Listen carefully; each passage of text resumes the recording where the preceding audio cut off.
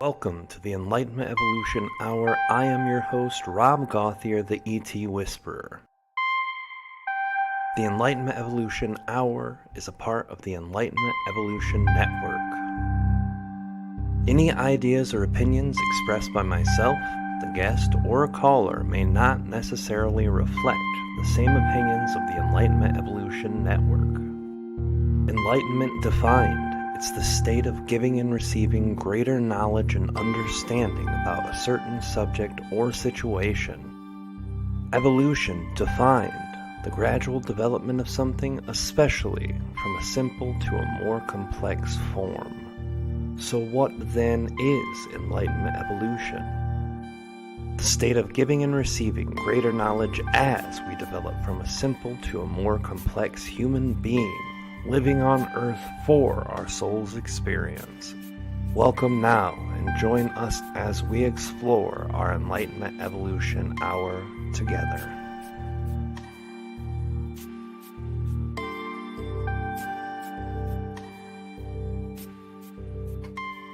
Hey everybody, this is Rob Gauthier, the ET Whisperer. How are you guys doing tonight? Welcome to the Enlightenment Evolution Hour. Tonight we have a group or a couple of guests, a couple with dual meaning.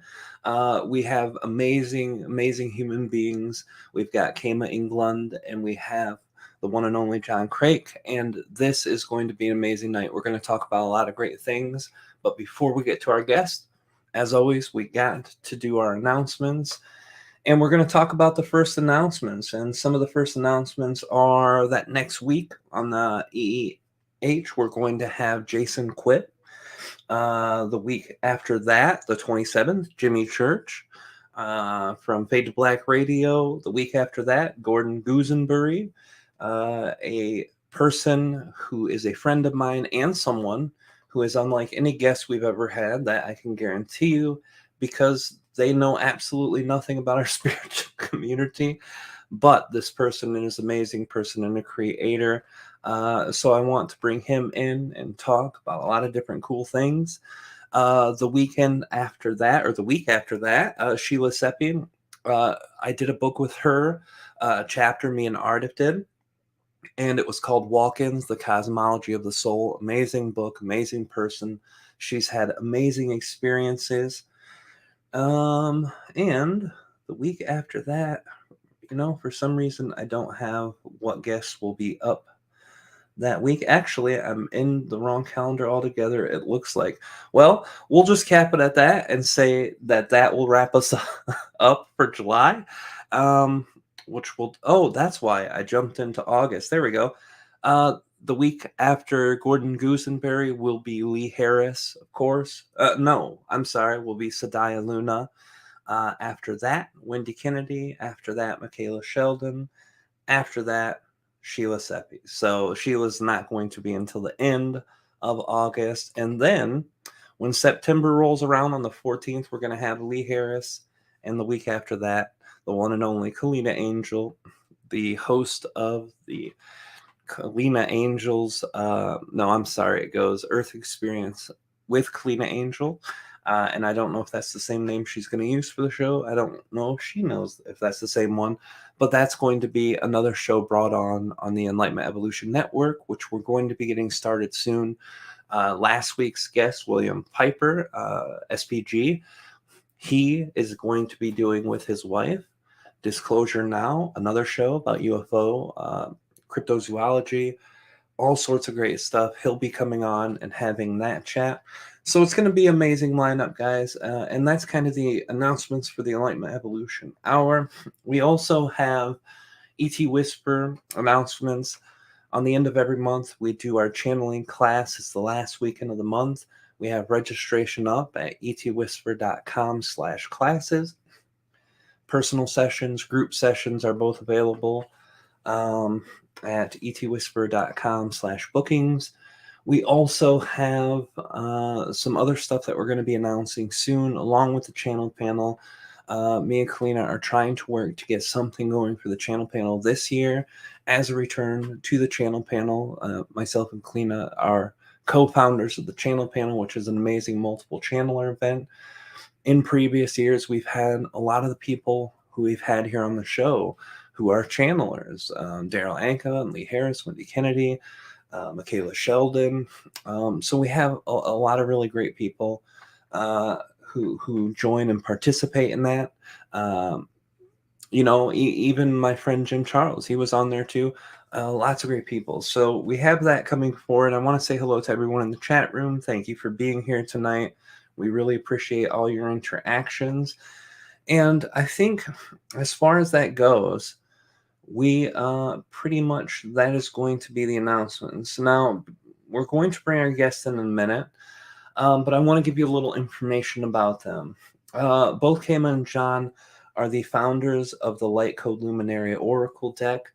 A deck, for those of you who know about decks, there are a couple kinds. There are multiple kinds, but two main focused on tarot decks, which most of you are probably familiar with in this community, and oracle decks, which are different. They're not set with a certain set of rules, regulations. They're set into the energy of the person creating the deck, their interpretation, their channeling, and that's what this is.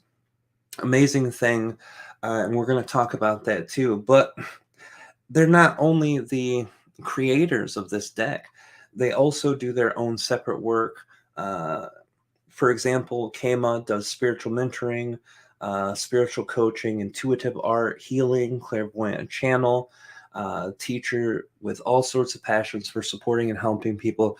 She does a lot of great work with the community to help bring open that energy. And I think I mentioned this when Dolores Cannon popped up with John. John does the QHHT. He's a level 2 practitioner, which is Dolores Cannon's quantum healing. It's amazing practice. I don't know the specifics about it. I heard Dolores talk about it on the last event she did online before she passed away, which is an event I also presented on. I remember the story because I had a chance to spend time with her and her daughter offline. It was amazing stuff. And John is a level 2 practitioner in the art that Dolores Cannon created and taught, and that her daughter still teaches. He also is a level 2 Reiki healer, a Crystalline Soul Healing, and a meditation teacher. So both of these guests that we've got coming on have a lot of the energy into the community and know a lot of things on a lot of levels for healing. And I think everything that happens in this community is a form of healing, but I think they can explain it way better than I do. So I'm going to bring them in. I'm going to bring in Kayma and John right now. Welcome, guys. Thank you so much for showing up today, being a part of the show. How are you guys doing tonight? Doing so good. Thanks for having us, Rob. Yeah, doing very well. We're excited to be here, and thank you so much for the invite. Oh, absolutely. I met both of you through the channeling, and John has been the guy who's offered to help us make everything look pretty again. The website that I had was out of date since I think I created it in 2013 or 2014, and it looked good for that time period. But I hadn't changed it since. He's helped me do that in a lot of the graphics here. And since I've got to know him, I've got to know both of you guys a little better. And I really feel like the energy of sharing and what you've done for me personally has been amazing. And I'm interested in what you guys do for other people too, because I was going to talk about this before I called you guys in, but I was like, why do that now? And I just bring you guys both in and talk about this. This community has its flaws like every other community. The spiritual metaphysical community has a lot of energy that can be it can be a little bit hard. It can be a little bit dogmatic. It can be a little bit rough. A lot of people are very selfish and in some ways even narcissistic in our community. And it has those sides to it that are very rough. But on the other hand, it has a lot of people with big hearts who want to heal, who want to help others heal, and who want to help others grow. All the things that you guys are doing right now are focused on that. So the first thing I usually talk to people about, I do want to know your story, but before I do that, I want to understand what opened both of you guys up. When you think about your childhood, when you think about your teenage years, your young adult years, what were the experiences that opened you to the possibility that life is bigger than what you thought, that maybe what you thought you knew you didn't, and maybe that the things that are happening that you are aware of now and that you practice now were ever possible. Where did that start for you guys? You want to start? Yeah, I'll start with that. I'll say, Rob, I don't think it was obvious for me when I was younger. I was definitely a sensitive kid. I will tell you that I've dreamed lucidly since I was very young, and also noticed that I saw auras around people. But it really wasn't. And I think we kind of, our souls, we plant little seeds, we put little breadcrumbs along the path, so that at some point, when a larger awakening happens, or we get a bigger sign, that we can kind of look back. I don't think anyone's really, I mean, some people are blindsided by this, but I don't think it really works that way. So I'll say that, I definitely had an interest in those things. It wasn't really until my early 20s when I would say, and I'd been working in Washington, I was working as a lobbyist, was kind of like right in the middle of, the political fracas, and seeing things on the federal level and how that all worked, and kind of how the sausage was made. And was lucky enough to have some mentors there who were very much into that world, but also very spiritual. For example, one of the people who was kind of like a second dad to me and a mentor and my boss, was like, dated Shirley MacLaine in the 70s and hung out with Crosby, Stills and Nash. So, definitely was open to that, to kind of the spiritual side, the other side. But I don't think it was really until, kind of my early 20s when things really started to open up for me. And then, it was a series of things. It started with astrology for me, to be very honest with you. And I think it was something that was a little bit of a nice, gentle way for my higher self to enter me into this, because it was very left-brained. It was about cycles and mechanics and gravity and the relationship between things. And so that actually made sense. But that pretty quickly, I think for a lot of people, led me into some other things. I started to just, like, people who did energy work started to just, fall out of the sky around me. People who were readers. I've had a good friend who's a clairvoyant. And she came into my life at that time, and that's been, 30 something years. So, and then it was really just, going down that path. I read Many Lies, Many Masters by Brian Weiss, and that kind of blew my mind. I remember thinking, if I accept this as truth, and, energetically, resonantly, I knew it was true, I have to look at everything very differently. And then, was introduced to Bashar and energy healing. I was already interested in, ancient history and Egypt and Atlantis. And I read all the Edgar Cayce books. I read, I read the Ramtha books. I read all the Sanaya Roman Oren books. I read the Barbara Marciniak and We the Arcturians. And it was kind of like a graduate school for spirituality very quickly. So that was really where my initial opening happened. It's funny. I did not know that you did lobbyist work before. I knew that you had done corporate work, and I knew that you had done other various things. But to come from that world and know that that's where you had some mentors who showed you the spiritual thing, that's a whole topic on itself. Before we jump into that, Kayma, what about you? When you were growing up, what are the things that kind of developed you to be as open as possible to these things that you're now living? Yeah, it's really amazing. I would say growing up, I was wildly intuitive, and this was something that started very early on. And what I was noticing is that there was this gift that I had of, being able to perceive and feel and receive intuitive insights around, I would just say, the things that are not being said, the things that are going on underneath the surface. And so there was numerous times where my parents would, say to me, like, you saw that, that, how did you know that? And I didn't really understand that everyone wasn't like that. I didn't realize at that time that it was something that was, different about me. But what I started realizing through frustration and overwhelm was that everyone wasn't experiencing that around me. And so because I didn't really have, even though I grew up in a spiritually conscious household, my mom was, she taught yoga. She would practice Reiki on me when I was, 8, 9, 10 years old.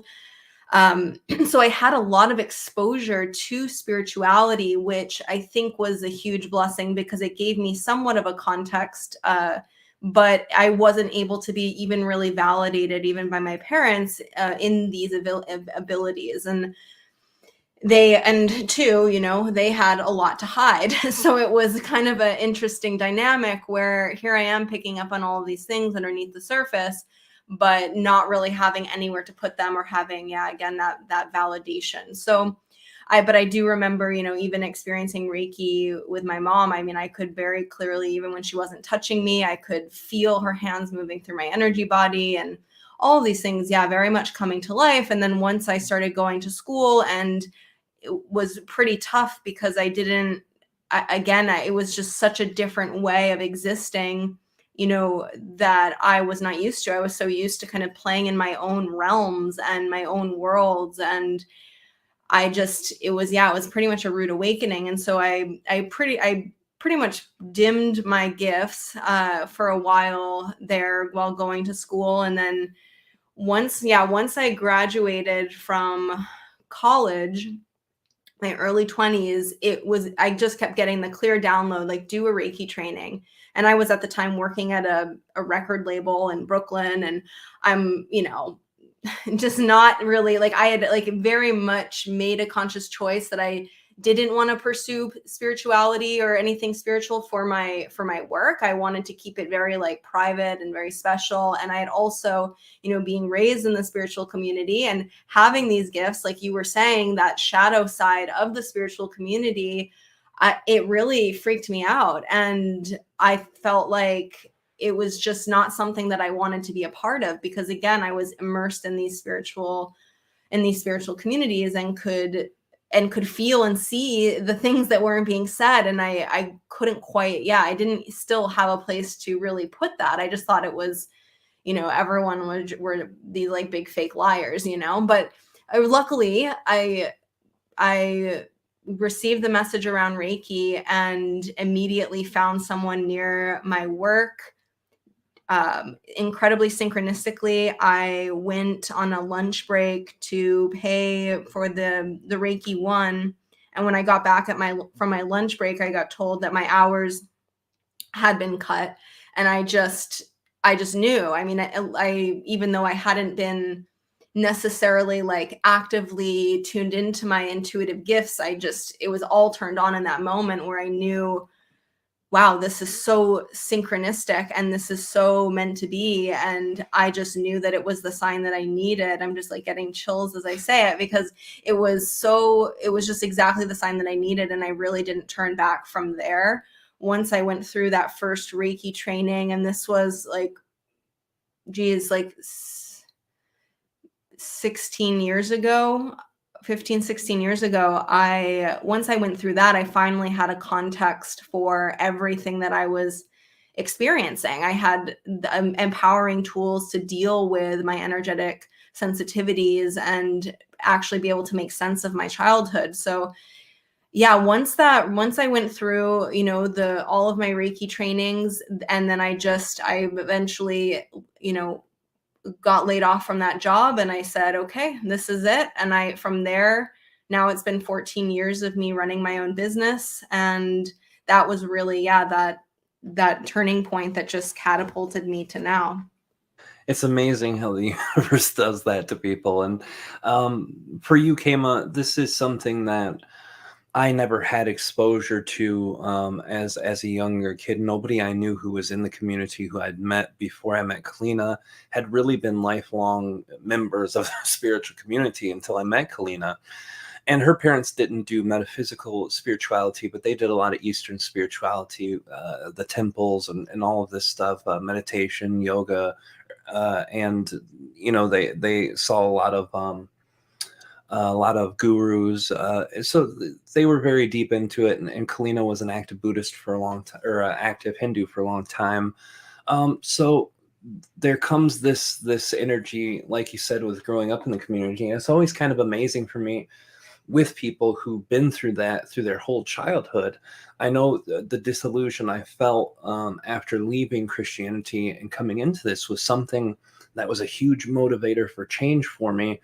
And everyone who I've met since who've been in the lifelong spirituality community seem to have a bit more scars from the community because they've been exposed to it for so much longer. I've been around this community for 10 years now, and seeing, it was probably 4 or 5 years ago when I really started seeing a lot of things I didn't care for. And the last 3 or 4 years when I really started speaking up on seeing those things, dealing with that your whole life, and then kind of having the universe push you into this, especially when you wanted to keep it private, that had to have been rough. So how did you manage to get through that part of it and just finally getting to the point where you're saying, hey, this is what I'm here to do, this is what I'm going to do? What kind of mental, emotional, spiritual kind of challenges did you have to go through to get you from that hesitant spot to the, yes, I'm going to do this now? That's such a great question. Yeah, there were there was certainly a lot of resistance there, and a lot of resistance each step of the way. You know, and if there's a few things that are popping into my mind. One being that my association with spirituality was also very much in association with my mom and my younger self, because she struggled with a lot of mental health issues. I was like very fearful that if I followed in any way, shape, or form like her path, that I would somehow end up like her. And you know, that was my younger mind, and that was like this operating system that I was, you know, letting shape my reality. I was like, I'm going to go as far away. And then, as you know, as I expressed, as you reflected back, then, you know, life funnels me into Reiki. And I'm like, okay, here we go. This is what we're doing. And then it wasn't until I then went to India and did my first yoga teacher training. And I had this moment where I was sitting there before I got my certification, where I was just like, holy shit, this is another step, like closer. And I in that moment, I recoded everything. And it was like a reclamation of my own power, and knew that it was really my life to define. And I think even in the realm of spirituality, and what I find that I support, you know, humans through with the same thing now, is it doesn't matter how anyone embodied or manifested or expressed their spirit, because we all have a spirit, we all have connection to spirit. And that doesn't get to, you know, tarnish my connection or anyone's connection to their own spirit. And it's up to us to say, this gets to be my own unique, authentic connection and expression if I so choose. And so it really helped me to see the shadow side, to not only then better understand the shadow side, which I think is very important, rather than fight it, but just be able to witness it as it is and say, this gets to be my teacher and my guide, as to really then being so aware that like that's not going to be how I express and how I operate, and to be as like open and transparent as I can possibly be. And yeah, so I let it be a teaching, I let it be mine to define. And yeah, those pivotal moments where that immense fear came up, it was, yeah, I guess a grace of God that planted a new seed, and obviously it served me, but then, yeah, it's been such a powerful teaching tool to support others through as well. Yeah, that's what I was thinking. You know, two things that you said there. The first is the most natural thing for all of us as we're young. You know, my parents were very close to me throughout my whole life. My mom still is. My father passed. But as a kid growing into a young adult, even into my early mid-20s, the one thing you fear is turning into your parents, which is a universal thing that I think we can all understand. But the way that you process that and got through it's a beautiful thing too. I think for a lot of people who are trying to start their own spiritual aspects, who've been wanting to go through spiritual journey and who wanted to kind of share their energy publicly and didn't know how.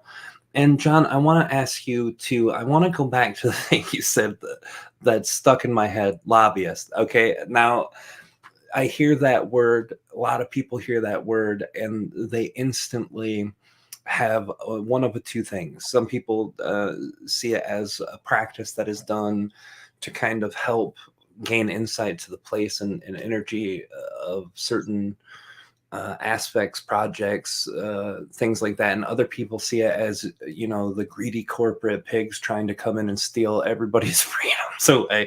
And that kind of tends to be the two sides of that perspective.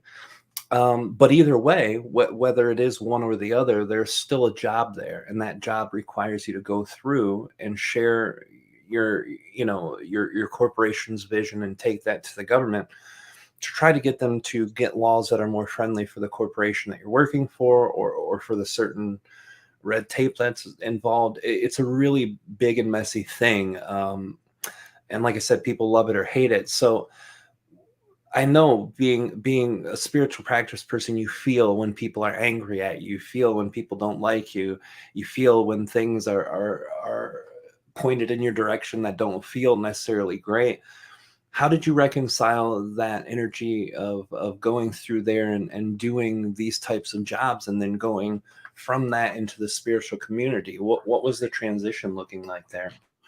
Yeah, I mean, it was good training in a lot of ways. I mean, the level I was at, I mean, the folks I worked with were real influencers, but there's a phenomenon in Washington and probably like a lot of industries, but Washington in particular, if you're kind of an assistant for someone who has, they're a cabinet secretary or they're running a lobbying firm, then you're like I want to use the term suckerfish, but you get a lot of access that you normally wouldn't get. So I was able to go into a lot of meetings that I had absolutely no right, based on my age and experience to be in. And the firm that I worked with, the two principals, one was a Republican and one was a Democrat. So that's interesting. Yeah, and one's husband was Newt Gingrich's press secretary when he was the Speaker of the House, and on the other side, was very involved with the Clinton campaign and was a service secretary in the military, and a woman I was dating at the time worked in the West Wing. It was a really unusual time. So I think for myself, it was a lot of getting to see polarity and getting to see how, at least from my perception at the time, how some of those dynamics work. So no one was picketing me. I was just absolutely not important enough for anything like that. But it was an exceptionally good experience based on that access. And it really allowed me to see kind of behind the curtain. I'm probably one of the few people who legitimately been in the Republican National Committee office and the Democratic National Committee office in the same day for legitimate reasons. So it was just very unusual. I was pretty agnostic about parties at that point. I mean, I saw points on both sides, and I mean, it was pretty partisan back then. Nothing like it is now, but yeah, I mean, it's seeing human dynamics. It's seeing, in the lobbying side, if you take the money out of it, which obviously you can't, when you're doing government relations work, you're literally just representing interests. And what you find is these people on the House and in the Senate, the vast majority of the information that they get and they collect is from government relation firms or lobbyists. They don't have the muscle, they don't have the resources to do all the research that's necessary. So, they really do rely on that pipeline of information. And one of the things that people don't know is and they use it, they'll use it in hearings, they'll use it, publicly for their stances. So the onus is really on these government relation folks and the lobbyists to give them valid information, because if you don't, you're in really bad shape. Now, then there's the entire money side of it, and that's where things get grotesque and completely out of control. But yeah, so I mean, that's an interesting experience. And how did I don't know if your question was, how did I transition into the spiritual from that, or what did I take from that? Yeah, a little bit of both. The mechanist that took you out of that world and brought you into this, and what you brought with you from there. Yeah, I mean, I'll say I always feel like I had little fairies planted along the way. So I had, the veil openers, even when I was in, the height of corporate or whatnot. I still had those little avenues to, the higher dimensions and whatnot. So, it was that time I really started to get interested. I know you did the Monroe work and the gateway stuff. I started to really get interested in meditation and, that kind of stuff, and teaching myself how to go out of body. I know you did that yourself as well. So it was really kind of a dichotomy, because on one side, I'm literally like, hanging out in the West Wing. And again, as a peon, not as someone who is a policymaker, just because of who I happen to know at the time. And then at the same time, I am going out of body and, meeting with ascended masters and archangels and going to Andromeda. So, trying to come to some kind of, to have those two worlds gel at the same time. I would say it was a lot more kind of swishing from side to side in polarities and realities than it is now, whenever I feel it's a whole lot more integrated. Yeah, it makes a lot of sense, and I don't think there's anything in the world that gets people ready for polarity than politics, because of how it is, and even with the energies that now have been intensified and made into kind of pitting people against each other to a level that I've never seen in my 40 years. It still holds a vibration. So living in both worlds, that must have been kind of surreal. So thank you for sharing that. I wanted to ask you guys too now. I know that the Oracle deck is something that you guys worked on. Both of you played separate roles. What were your roles in creating this deck, Kayma?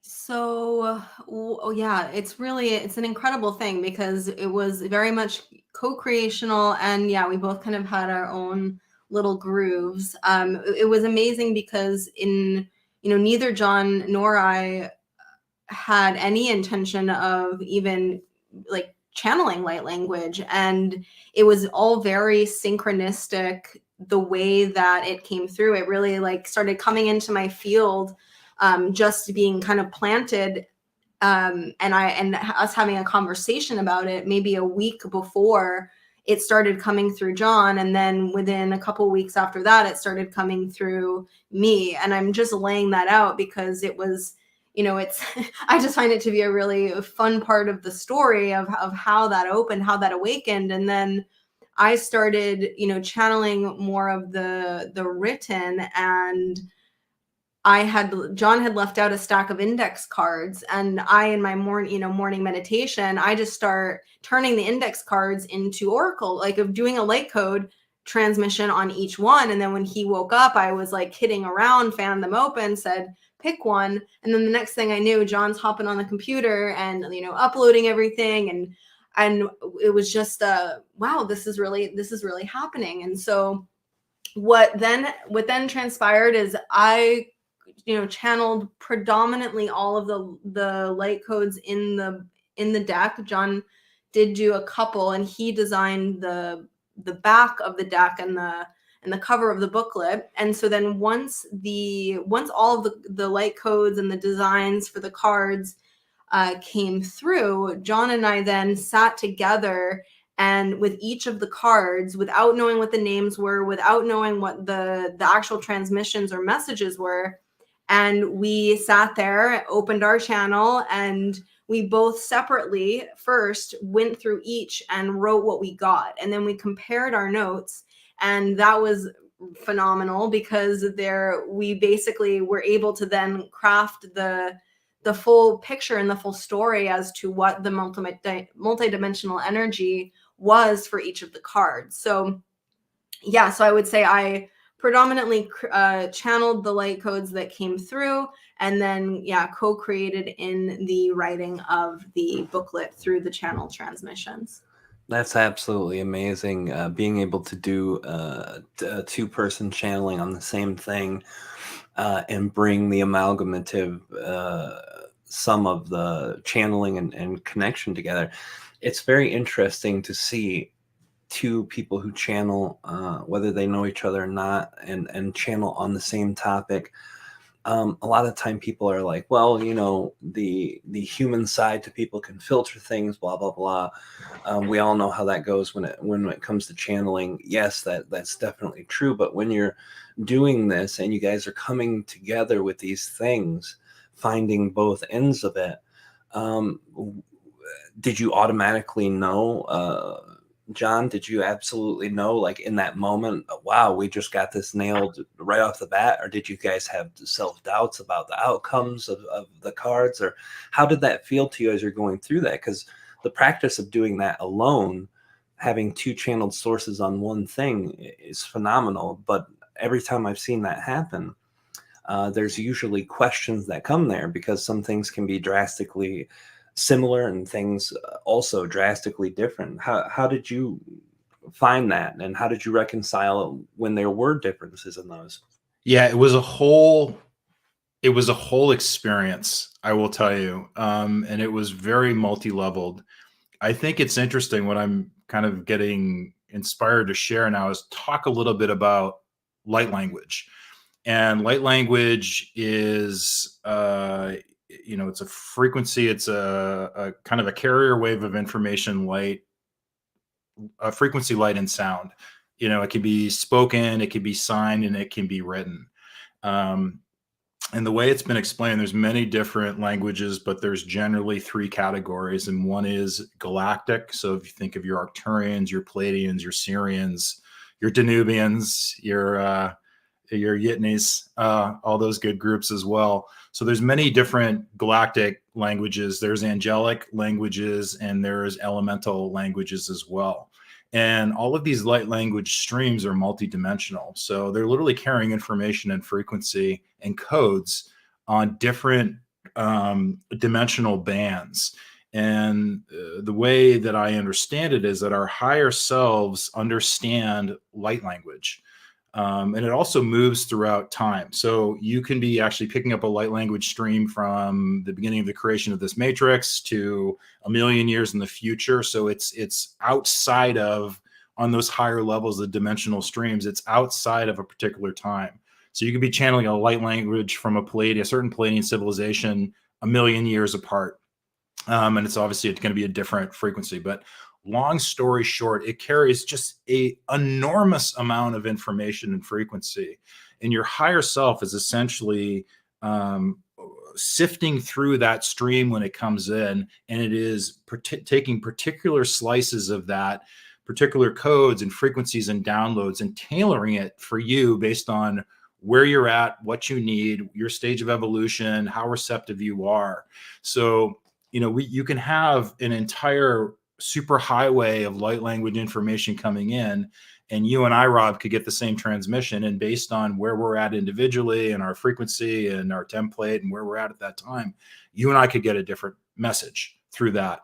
So when you think about when you make these cards or you're doing something like this, the fact that we did have some different perspectives, the fact that we did have a different style, the fact that we did have a way of filtering in a different way, I think led to, one is it stretched me personally about, being more open and kind of trying to soften some of my edges about things have to be this way, or this is what it means. And I think it was very much like a symbiosis of that. I wouldn't say that anything that came in.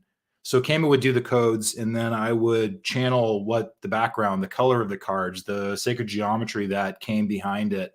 Obviously the cover art and all that stuff's a different animal. That was separate, but we had kind of touch points on both of those. So I will say that the easiest part of the entire process was creating the actual cards, I think, and the art by far.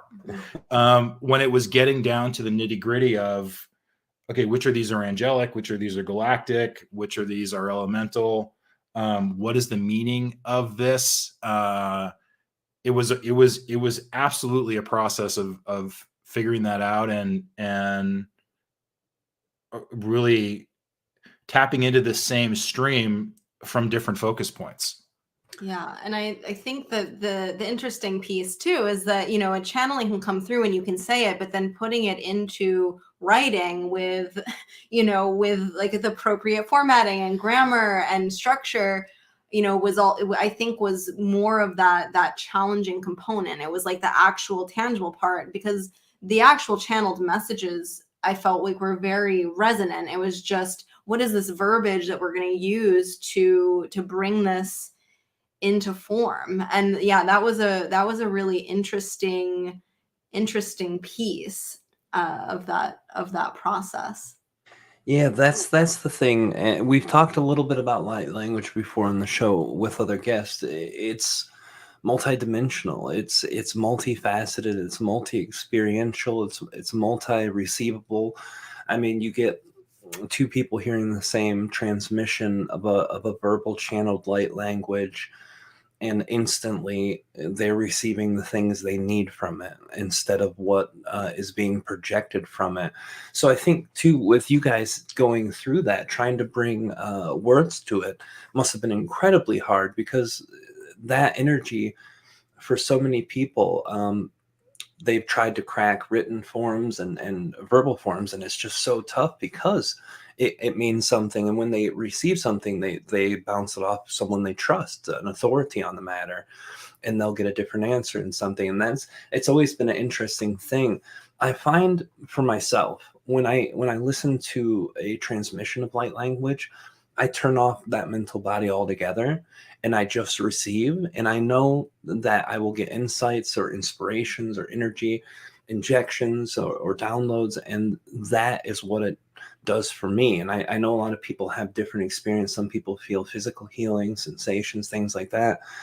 But for me, that's how I have to do it. Some people have to attach their mental energy or emotional energy to it to really receive it.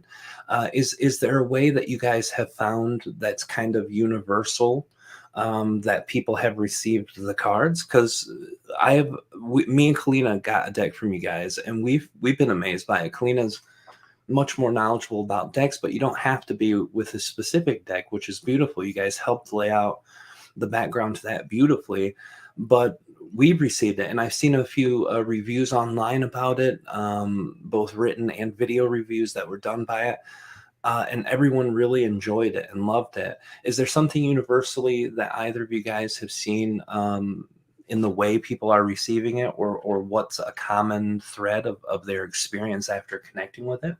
Yeah, you know, it's something that's coming through as you're saying that, you know, firstly, the absolutely. I mean, it's blowing us away, and we're so grateful to have so many express their experiences. And the most elating part about that, I know for both John and I, is that people are having their own experience. And, you know, even creating the guidebook, I think my greatest resistance was of putting it into words would be to take away from the human that's using the deck, as you said, like in that, being in that space of allowance and that space of observation. What am I feeling? What am I seeing? What am I experiencing? What's showing up now in my life? What's being reflected back to me? And allowing it to be that, you know, that full merging of the non-physical with our physical beingness.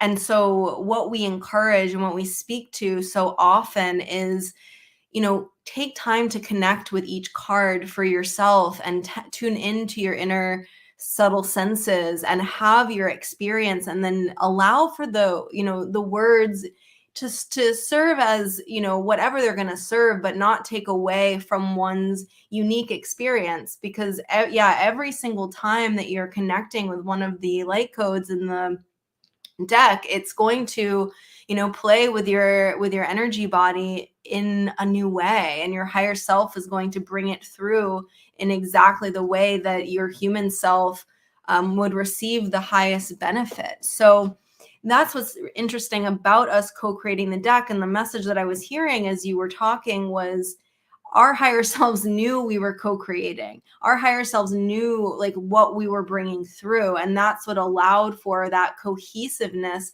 It wasn't just like, oh, each of the light code and we're creating a transmission for the booklet based on, you know, our personal, like it's our personal experience of it, but not in the way. It was like this refinement that was able to occur, that was like our higher self knew it was for the purpose of collective consciousness, and this is the way that it's going to come through for the highest benefit of all. It wasn't like a reflection of, oh, this is my experience today with this light code. It was like able to be crafted, I feel, and the message that I'm getting right now is through our higher selves in that way. They knew what the co-creational purpose was for, and so that was why it was able to come through in that way.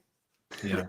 Yeah. I will also say, Rob, one thing quickly. So we're getting coached here by our guides. So I think, so one of the things when we encourage people, so the light language works with, it really actually bypasses the human brain. And when you think about it, your brain is not capable, the human mind is not capable of deciphering most of these frequencies of this information. That's what you need your heart center for. That's what part of what the multidimensional heart center was designed for.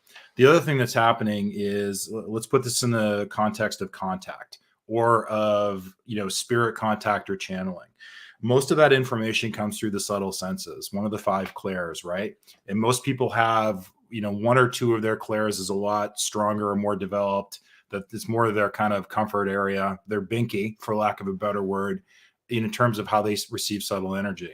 So when you think about when you're, you know, you're receiving this stream of light language, frequency and codes and activations, the codes themselves are doing activations. They'll activate things in your light body. They're going to be activating DNA. They're also going to be downloading a gigantic amount of information packets into your energy, into your energetic body. So when you think about when you're encouraging people, or, you know, they're teaching contact, well, how are people making ET contact? For the most part, unless a ship drops into their yard, which isn't happening for most people, it's happening through subtle senses. They're feeling it in some way. They're taking it in through their energy body. So that is what we encourage. And to what Kayma said, I mean, my intention every time I was trying to write this, you know, write one of the descriptions, was to like put my ego on a mountain somewhere and just say, I am an open vessel for whatever wants to come through for this information that will be of the highest good for folks. So we encourage them to, 1, start playing with this. What do you feel? What is your experience? Are you clairsentient? Do you get goosebumps? Are you hearing something? Is there a warmth? Is there a tingling? Is there, you know, claircognizance? Is there just like a knowing that drops into your body? Try to learn how you receive. And the more you're able to do that, and people are receiving all the time, as you know, but they just don't trust it. They think they're making it up or whatever. But as our multidimensionality is truly coming online and becoming conscious, we are phenomenal multidimensional beings. We are picking up, we've got radar and antennas up through all of these different dimensions, as you know, based on our DNA. We're literally like angelic galactic humans. We are phenomenal beings. And so yeah, that's really one of the techniques that we use. And I'll also say, you know, when people do your channeling class, or people are like, how do I connect with my guides? I want to connect with my higher self. How do I know I'm multidimensional. What do I do with that? Like, how do I actualize that or make that more real? And that's the other benefit of, I think, what I love about what we did with this deck. If you think about traditional, you know, Oracle decks, it was, you know, the 4 suits and the major arcana, and 2,000 years of history, at least. With the Oracle deck and with this one, it's like a living light system, a living code system, where you want to work with you want to develop and strengthen your relationship with your higher self. Pull a card every day and say to your higher self, please send me the information that's for my highest good right now. Work with me actively. I want to learn how I connect with the larger aspect of myself. I want to know how my energy body works, and I want to practice with that. I want to practice trusting. I want to practice, you know, embodying and tuning into the full incredible magnificence of who I am as a being, and, you know, reaching to the more of the totality of how we're being. So the other thing with the light language is I think there's so many different layers of it. It's like when you taught channeling, you're like, I was introduced to Treb, which was an orb of reality. It was an orb, like, kind of a tribe of certain beings. Then I expanded into Ardif, and that introduced me, as that bubble went, further, it was higher dimensional energy and information. And then Metatron comes in, let's not even talk about Metatron, right? Because that's off the chart. Right. And it's the same way with light language. Your higher self has access to all of that information. And as your consciousness expands, so I think some of that information that you're tapping into is starting to become more embodied and also conscious. Yeah. And just to, kind of, I guess, summarize, like, that's, the reflections that we get back through those reviews are so validating, because people are utilizing language like I was buzzing, or like sensations and emotions and memories and dreams and synchronicities. Like, people reach out all the time and tell me stories of the stuff that started showing up in their life. And that's, to me, the coolest piece, that we are conscious enough now, at this time in our, in our evolution, where we can actually experience these sensations, these signs, these synchronicities, have these experiences, these dreams, and draw that correlation and then express it. So that, yeah, it's incredibly validating. And just, it's like you're having so much fun. You're experiencing energy and having these experiences. And that's in of itself is recoding personal belief systems around what's possible. And then it just gets to go further and further, as the human self then cultivates that level of safety and trust. And the cards are just a beautiful, safe and trustworthy portal, to do that. Absolutely. And you guys make beautiful points. The thing that I received too is you have that inner fighting with yourself about, should we even represent these cards as something and give that information? It was hard for you guys to do that. But I think it's an actual blessing that you guys did follow your higher guidance and your higher dimensional coaching and all the things that were going on, because people like myself who have no experience with it can benefit greatly. People who are new to the community, who haven't learned to trust themselves, can benefit greatly. People who are oversensitized and they're in every corner of our community doing every little thing can get some clarity on how well they're tuning into something by doing it. And in the cases where people are just using it as a reflection to see what else is within that card, because most people who are sensitive to energy and understanding, they know that energy is there on a multidimensional level. So they can get what they get and then say, hey, what else can you get from this? What else am I missing here? So I think it was beautiful. The other thing I wanted to say is my own personal experience. I pulled this card as soon as I got it. Me and Kalina opened it and we started shuffling the cards, and I let Kalina do it first because, she's experienced with it. So I let her get into it, and she pulled a few that were really great. I pulled it out, shuffled it. The first card that I picked out was Threshold. And oh my God, what a card to pull, because all the things that have been happening in my life with the rearranging of energy, breaking through to new levels, busting through personal adversities, was a huge, huge theme, and it still is. So that card stuck in my head so strongly. I pulled two other cards, and I don't remember what they were because that Threshold hit me so heavily and hard at first. And I was so entranced with the fact that I pulled that one. So from my own experience, it was very powerful. I am going to do something too. M. Shari from the chat asked if we could pull a card. I've got my deck with me right here. So before we jump off tonight, I'm going to pull a card for the greater group, and then I'm going to share a little bit about what I received from that card. And this will be a theme card for our collective tonight who's listening and everyone who comes in, because it's not bound by time. Everyone who listens in the future will be able to do that too. So before we shift gears out of the deck and its creation and all the things, is there anything that you feel people should know about it that we haven't said, that we haven't talked about, John and Kayma? Do you? Yeah, I would just say, I mean, I think it really is pretty flexible and multifaceted. I mean, we have some spreads. They definitely came in and, downloaded us on some ways to work with it in a more, I don't use the word practical way, but, so there's ways you can use it like a normal Oracle card. I will also say that, all of this, anytime you work with this information, you are kind of flexing this muscle. So, one of the messages that's coming through and I think is really vital on this planet, I think if people truly knew who they were and what they were capable of, obviously things would be very different. And when you think about how multidimensional that we truly are, and truly the access to knowledge that we have, the pipeline that we have, and I think planetary wide during this evolution and the challenges that people are facing, it's dealing with ancestral trauma, things that we've been carrying along for a long time, with some very, very heavy patterning that we're all working to break. And the other is coming to this idea about unity, that we all are part of all of creation and all that is, that we're all reflections of one another. And the other is this thing about sovereignty and your ability to discern truth for yourself, whatever that truth and resonance is for you.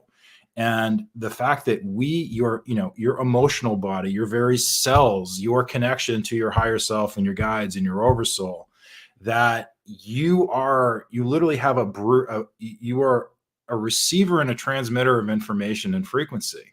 And everyone has the sovereign God-given gift to feel resonance, to feel what is true for them, to feel what is aligned for them, what is a higher frequency or a lower frequency. And any time that you work with something in a tool like this deck, you are exercising those muscles. You're working on your ability to foster and expand your connection with that aspect of yourself that is all-knowing, that is outside of time, that sees things from that larger perspective, that is exquisite at navigating frequency and knowing what is in alignment for themselves. So and that's why I think we weren't as attracted to doing something like you pull a card and it means this. We're not in those. That's not where we're being asked to go anymore. We're being asked to be our own advocates, our own readers, our own sources of information and knowledge and validation. Yeah, absolutely. That's the biggest thing in our community. I think from the moment I stepped into the community, that was one of Treb's biggest things that he shared with people. The quote that's on the website that I love so much still holds a very strong truth, is that you're your own authority on everything. And even though you use relationships through reflection, communications, experiences as reflection for those greater needs, there's still the energy beneath that says whether it is a truth or not. You have to decide if it's your truth. So I really love that aspect of it too. And I think it gives us all something too, which is something I want to talk about here in a little bit, of how being able to create this for other people through your own excitements was a part of that experience of you letting go of that energy too, of does this need to be in the way that I had first envisioned it once the insight, or did I actually just let it go all through? And from the sounds of it, you guys just let it come through. And that's something we've all got to learn about, paying the bills, going to work, having family, doing fun things, all the things in life that we might struggle with at times. Do we just keep obsessing about it? Do we keep thinking about it? Do we overthink it? Or are we just going to let it go and be and experience and let it teach us what it needs to teach us? These cards are a manifestation of that, really. So I really, really love it. And thank you guys for sharing too. I think this deck is amazing. And I really, like I said, I've never known a lot about the things. But Kalina praised it as soon as she saw the quality and the art on it, the energy behind it, and energy is something I do well. So I received a great deal. So thank you guys for putting your excitement and your love into that deck for other people too. It's really amazing. Oh, thank you, Rob, so much.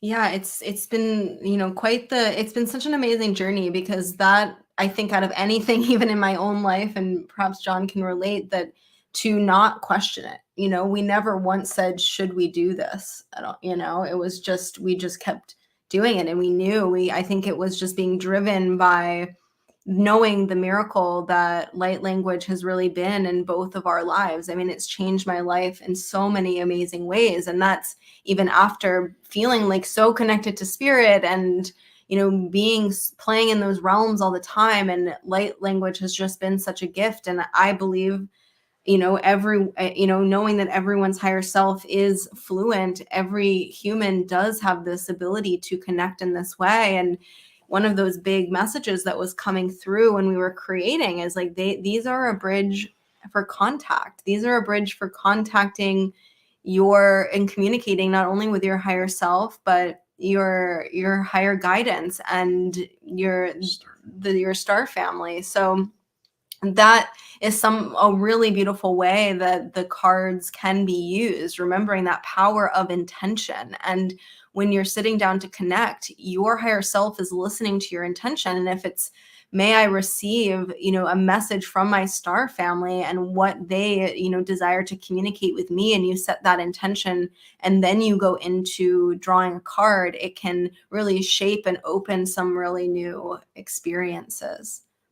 That's amazing. It's something that I felt was immediately present to my own knowledge, is that anything that we use as a tool to help expand us helps us get to the higher self. But light language always has had a good way of doing that across the board. And I think that that's extremely exciting and fascinating by us. So I wanted to, because we're coming around the hour bend, I wanted to get into your guys' personal work that both of you do. So I'll start with you, John. You do the QHHT as a level 2 practitioner, and you work with that. And that's something that you've been really excited about a lot. Like I said, I only heard Dolores speak about it once, and the things that you shared with me gave me more insight than all of that put together, because we've had more time to do that. and basically at that time, she was just taking excerpts from her book, which was other people's experiences, which you can have in or out of a practice like this. But can you explain to everybody what QHHT is, how it works, and what it does? Yeah, so it's quantum healing hypnosis. It's called the quantum healing hypnosis technique, and it was created by Dolores Cannon. And really, it's a technique for bringing people into a very, very deep state of relaxation and trance state. It's called the somnambulistic level. It's a very low theta, and it's a natural state for people. It's the state that you're in right before you fall asleep and right when you wake up. And you're usually in it for just a few moments, and then you're either asleep or awake.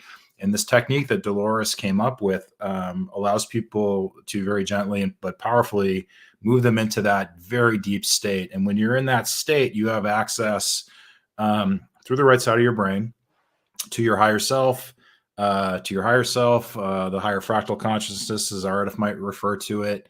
And your past lives, really the full totality of all the different experiences that you've had. So the real purpose of the technique is expansion and healing, but healing's the main one. And what Dolores found was she would be bringing these people through their past lives. And then about halfway through a session, once she got the information, they experienced what they needed from that experience. And this could be a future lifetime. It could be an ET lifetime, whatever your higher self has planned for you to see based on what's for your highest good at that moment. And then Dolores started to ask and invite in what she calls the subconscious. And now this is not the traditional subconscious that you would think in psychological terms. This is the oversoul level. This is the, above the higher self. They've described themselves as above angelic, like really touching source, but it's also, they're very dimensional.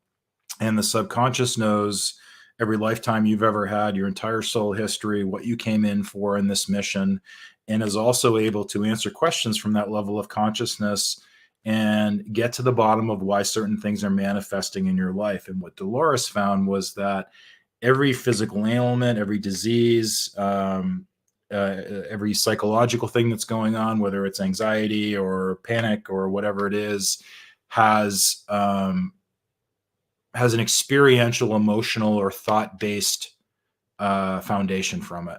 Your body is literally just manifesting what your thoughts, emotions, and what those patterns, energetic patterns are. And when you're in this work, we can get to the bottom of when did this start and what is causing this? What is causing the pain in the hand? What is causing the cancer? What is causing the high blood pressure? And then the next question is, when did that start? Was it in this lifetime? What caused that? What emotion were you experiencing? And then what was your soul hoping to learn by manifesting that? And once we're able to get to that level, have that acknowledgement and understand what the lesson is, the energy clears and the manifestation in the body literally goes away. I've seen some pretty miraculous things. Dolores talks about some very miraculous things, but it's just phenomenal. And as evolution is and the consciousness is raising on the planet, what people are able to access now consciously is in a whole different league than it was even 20 years ago. I'll give you an example. I had a session on Friday with someone, awesome person, in her 20s, conscious person, but didn't really know anything about ETs, didn't really know anything about past lives, but has an interest in it. This was one of the more phenomenal QHHT sessions that happened. Turns out she was an Andromedan from the future, who's manifesting now for some different reasons. This level, like 6-dimensional Orion or Andromedan consciousness came in and was speaking through her about stuff that consciously she has absolutely no idea about, and was able to clear some things and heal some things that were pretty phenomenal as well. And so I work with starseeds a lot, or people who work with higher dimensionals and consciousness.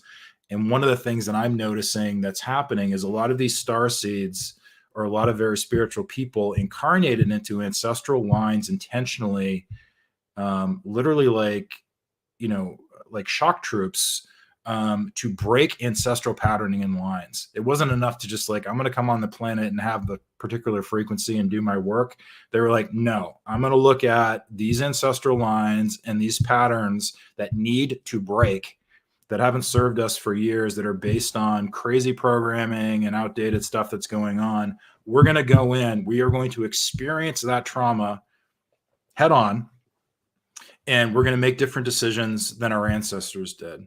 We're going to approach this and deal with this from a different consciousness. We are going to break this pattern in this family, and by doing it as service to, the collective human consciousness and evolution. So yeah, it's really phenomenal work. And it also allows me to bring together things that I've been interested in and working on for forever. So it feels very, when I'm honored to do the work, working with that level of consciousness, seeing the bravery of these people and the healing and shifts that happen, seeing the true access, the phenomenal access to information and the larger aspect of who they are. Yeah, it's really phenomenal, beautiful work. It sounds amazing. And some of the things I heard Dolores talk about was amazing. Some of the things you shared with me are amazing. If I'm going to be one of those laymen's who like to oversimplify everything, it sounds basically like the most easy way that I would see it, coming from my own perspective, is you're helping people without their own understanding of how. You're helping them get to a state that is or is equivalent to channeling the highest part of their consciousness available. And is that oversimplified, or is no, that close? It's not. I mean, really, at the end of the day, what I say to people is, this is you having a conversation with yourself. This is you having a conversation with that, that higher infinite eternal aspect of you that is you. Art talks about the percentage of the higher fractal that's manifested in the body, right? This is like being able to work with the entire higher fractal consciousness. The subconscious has literally said, there's nothing we can't do. Like, we can change any matter in this universe. Like, we have that ability to do that. From where we're at, it's not difficult for us to do, but we respect the soul. We respect the soul's sovereignty. We respect the process of evolution. I mean, they're kind of like very type 1 benevolent, but will heal. They will remove patterning. They will do those things. But I think it's very similar. It's, all of this healing that we're doing is really bringing a higher consciousness to something. It's exactly what, I don't want to say exactly, but it's similar to what, Kayma does in her work when she's coaching people. It's getting them in touch with that higher wise part of themselves to step away and try to free themselves from the patterning and the crazy belief systems and the stuff that just isn't true. Giving them tools to deal with this trauma. They talk about the experience of literally imprinting that and seeing that in this work. Where did this come from? It was imprinted by their parents at birth. Like, that is a very real thing. So bringing all of this stuff into consciousness is incredibly powerful. And then holding space for people to, facilitate and help them heal and empower themselves through the process is equally important. Oh, it's hugely important. And that's one thing too that I wanted to ask you, Kayma, as the work that you're doing. First of all, what do you feel like the most important aspect? I know you do so many different things with your work, with going down to healing and teaching and coaching. All of these different things are different levels of sharing your own consciousness with others and teaching them how to use theirs. But what do you feel is the most important part of your work that helps the most people? You might not be able to answer that. Yeah, I actually but can. I really feel that the biggest component is creating trust within oneself to bring more of their multidimensionality and spiritual gifts online and into their human experience. And so and I think that in that process, it's my ability to work with the things that are creating resistance, blocks, doubts, fears that are standing in the way of someone, embodying more of their true multidimensional self and clearing those things that are in the way of them creating the life or the business or the relationship that they really truly desire. And so I feel like it's the energetics of liberation and empowerment and my ability to see someone multidimensionality and to see exactly what they need to make those those gifts come online with in a really authentic, confident way, and however they want to bring that in. Well, and this is the reason I brought that up, is what the most important aspect is. I know a lot of people in our community who have either just freshly brought themselves to our community through synchronicities and, manifesting a way into their new reality. One of the big things that tons of people ask me all the time, that tons of people ask Trev and Ardif a lot of times, is how do I get into bringing my gifts into a place where I can create abundance so that I don't have to work a 9-to-5 job. I don't have to go work at my factory or fast food or washing dishes anymore.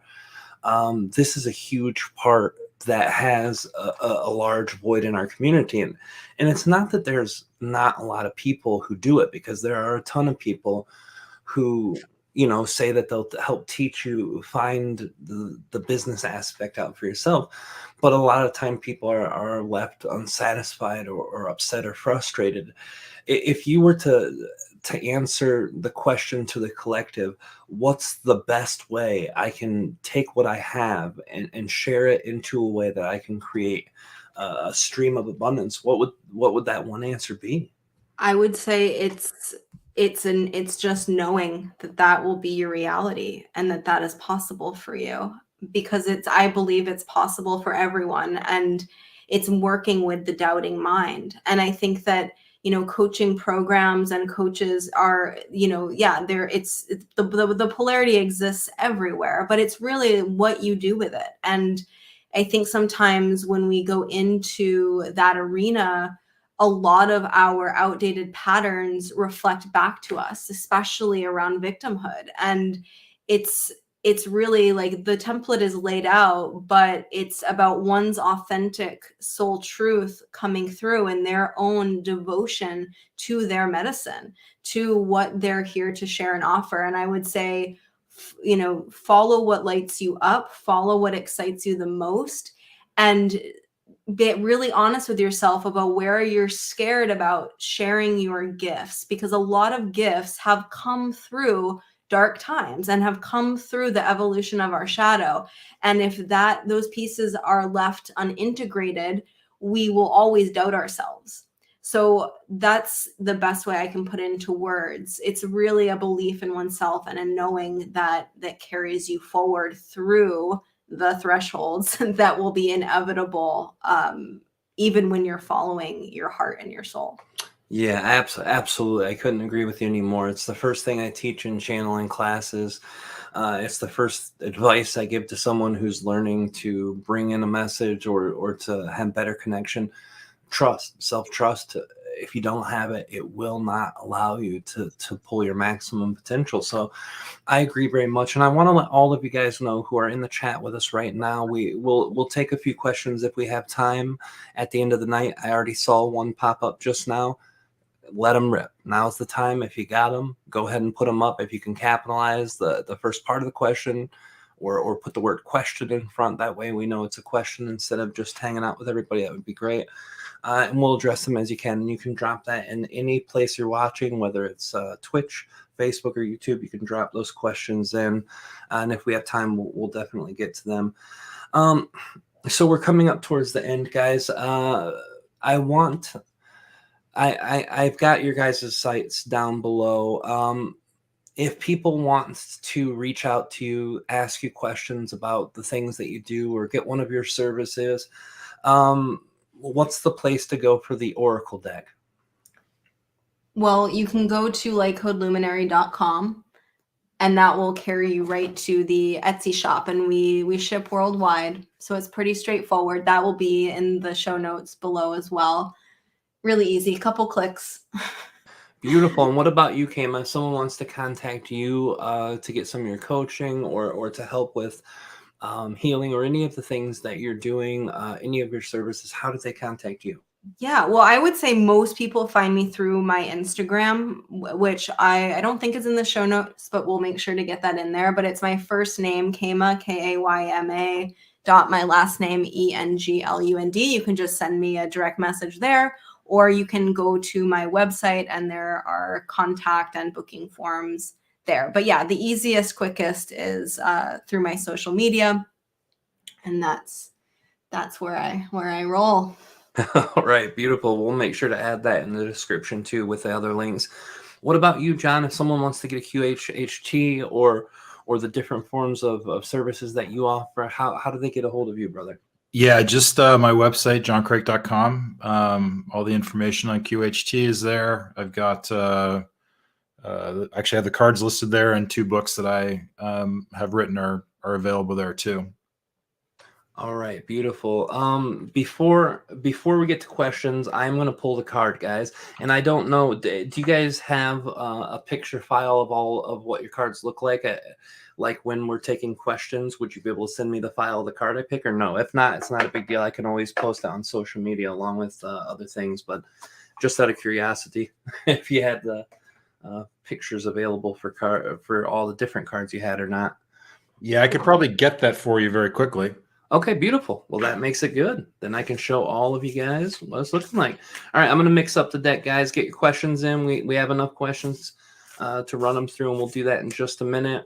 While I'm mixing up this deck, I want to do a quick lightning round of stupid questions. They're always fun. They're never too brutal. But if you don't have an answer, don't want to answer, you guys don't have to. Kayma, what is your favorite color? I would say it's iridescent white. Oh, nice. That's a beautiful color. All right, John, what about you? What's your favorite color? What's your favorite color? Blue. Blue. He was getting the camera.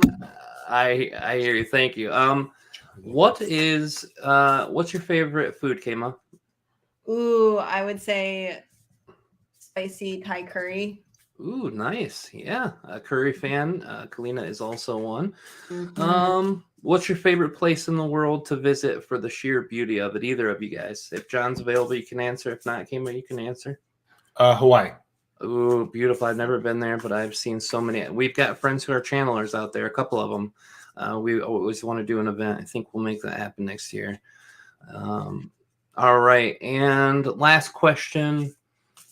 And this is for both of you individually. What is your favorite song? Ooh. Well, right now it's a 432 hertz track. Yeah, that's so true.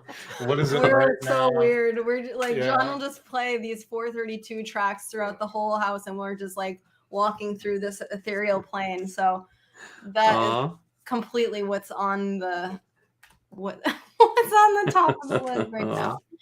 That's amazing. Well, Or do you have like, a favorite or I band? could say like something by Led Zeppelin, right? Led Zeppelin? You can never lose with Led Zeppelin. I am huge on that one too. Benji Wertheimer? Oh yeah. Yeah. Who Benji? Well, how do you say his last name? What, Wertheimer? Yeah. Yeah. I've not heard of that. I'll have to get a link from you guys. Yeah.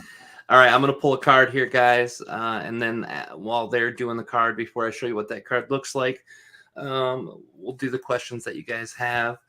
And the card I'm pulling tonight is Crystalline, number 27. Ooh, we have Beautiful, that. beautiful light language that's written on it. To me, the things that I'm pulling from this is the organization of self in a consciousness fashion, not so much as an organizational energy, but I feel like the crystalline is to create the solidity within you and to connect with the energies that are inbound and outbound and to make that reality more permanent with structure. That's what I feel from it. And I will go to the book and read what that says. Number 27, crystalline. Let me do that real quick. I sent you the card too, Rob. Oh, you already got it. Oh, beautiful. Through the email? Yep. All right, I'll pull that up. Let me pull that up first, guys, so that we can I can show you this as I read it, because I think it'll be really nice for you guys to see the actual card too. And as I said, when I pulled that up, that's just my first energy imprint on it. It's something that I very much, and I'm going to show you guys as we take questions. I'm going to show you a few pictures of the deck too. I should have probably done that a little bit earlier, but I was having too much fun chatting with you guys about the deck. So let me check this out. Okay, here we go. I'm going to put up this right now. And forgive the background, guys. The background part will probably just be our names. Yeah, our name. But this in the center is the crystal matrix, and that's number 27. Crystals are known for their stability and symmetry and unique characteristics. In addition to their many metaphysical properties, crystals are highly ordered in the atomic and molecular structure and throughout repeating patterns and create three-dimensional lattices within them. Many crystals are also, I don't know that word, piezoelectric? Piezoelectric. Okay, piezoelectric. They produce an electrical charge when under pressure and vibrate very high constant rate when an electric current is applied to them. Now there is more, but I'm not going to read because there is a couple pages of information on each one, which is amazing. But I want to get to these questions, guys. So this gives you an idea, and I'm going to show you guys some pictures of the deck throughout. Thank you guys for doing this deck. It's really amazing. I'm going to show these pictures while I take the questions. Let me get to the questions again. All right. So if you haven't sent your questions, please do. And I will take those now from you guys. All right. Jessica asks, question, when integrating and doing shadow work, what do you recommend as a way to bring forward what needs healing if you're not aware of it in conscious realms besides meditation? Oh yeah, I love this playground. So bring forward what needs healing if you aren't aware of it in the conscious realm. Well, I would say that I mean, my recommendation is to do shadow work when you get prompted by some sort of resistance, some sort of fear, some sort of doubt in yourself on your path moving forward or creating and manifesting what it is that you desire in your life.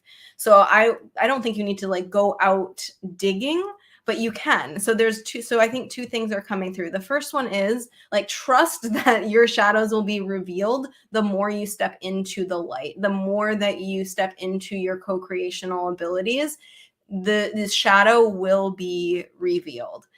Secondly, you can do meditations that are geared towards shadow work where you are going into the depths of your subconscious and meeting an aspect of your shadow self. And in that, you can have dialogue with that version of you who's usually, somewhere hiding in the depths, but will show up for everyone differently. Like if you're more of a receive visualizations, and you can then have a dialogue with that aspect, and that aspect of you can tell you, what it went through, what it's feeling, the shame, the blame, the guilt, uh, all of that energy. And so you're really just having a telepathic or psychic communication with that part of you.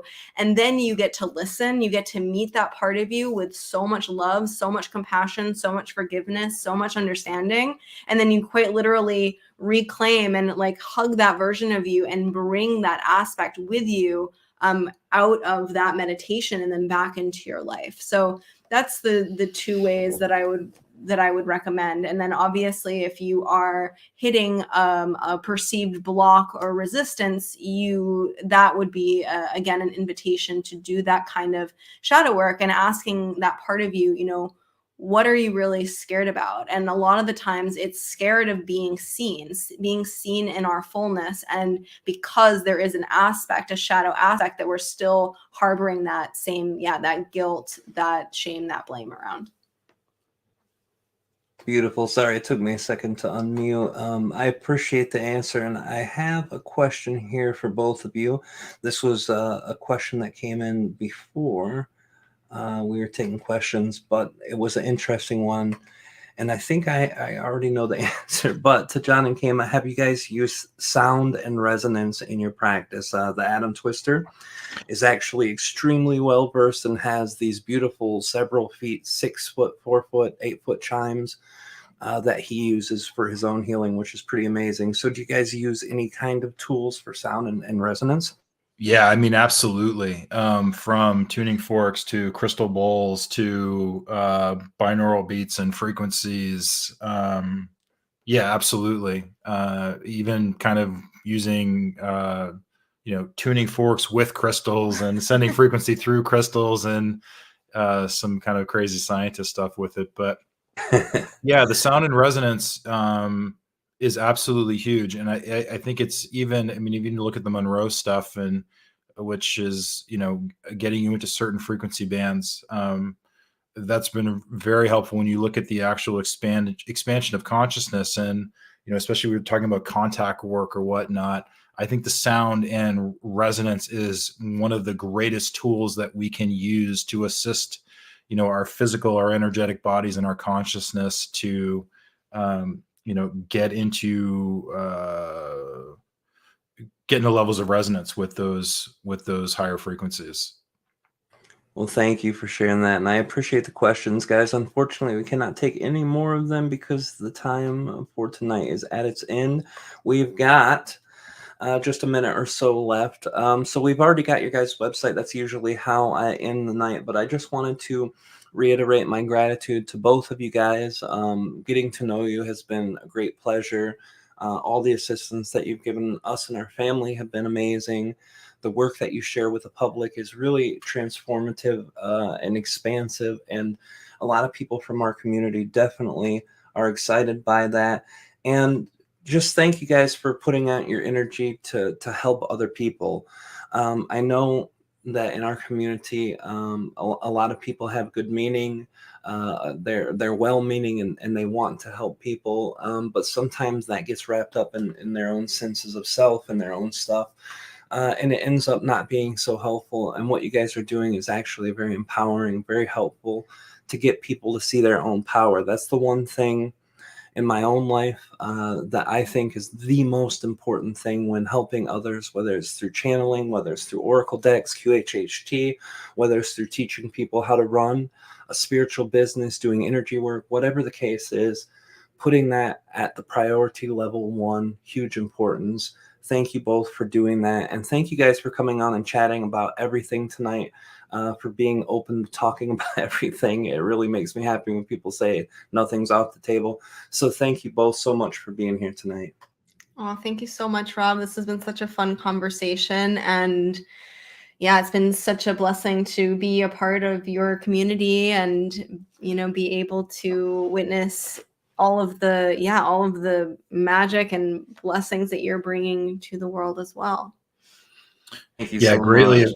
greatly appreciate the opportunity. As you know, it's been, a delight and a pleasure to be working with you and getting to know you better, and have so much respect for you, and that's reflected in the level of guidance that you bring through.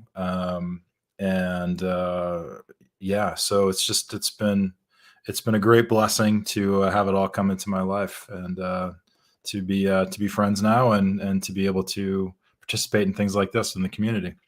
Oh, the pleasure is mine, brother. What you've helped me do for the things I've been wanting to do for the last 6 months and haven't been able to with all the things involved. That is my family. As you know, I always put priority into my family and then to my work, and I'm trying to get a balance to where those things are equal because of the importance of this work. And I appreciate it very greatly. Thank you both from the bottom of my heart. If you guys want to hang out for a minute, we'll close it down and I'll chat with you guys for a minute after we're done. I'd appreciate it. Thank you guys for being here.